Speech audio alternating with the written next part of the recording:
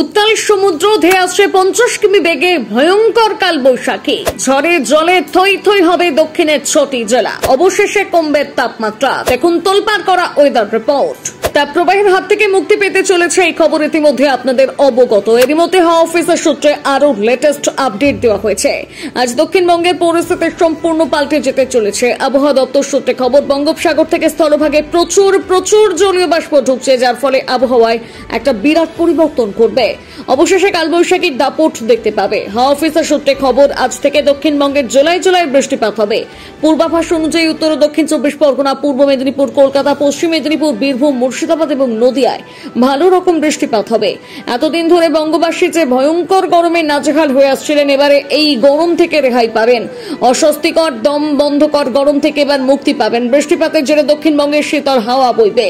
শুধুমাত্র বৃষ্টিপাতই নয়, একই সঙ্গে 30 থেকে 40 কিলোমিটার বেগে ঝোড়ো হাওয়া বইবে। মঙ্গলবার পর্যন্ত পরিস্থিতি এমনটাই থাকার সম্ভাবনা রয়েছে বলে তথ্য সূত্রে খবর।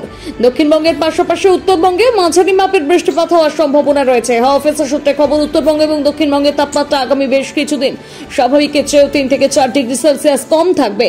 আবহাওয়া দপ্তরের তরফে 6 থেকে 7 মে পর্যন্ত পশ্চিমবঙ্গের উপকূলবর্তী এলাকায় ঘন্টায় 45 থেকে 50 কিলোমিটার বেগে দমকা হাওয়া বয়ে যাওয়ার পূর্বাভাস দেওয়া হয়েছে। বিশেষ করে মৎস্যজীবীদের এবং সমুদ্রের আশেপাশে যারা থাকেন তাদেরকে বিপদমুক্ত স্থানে বিরাজ করতে বলা হয়েছে।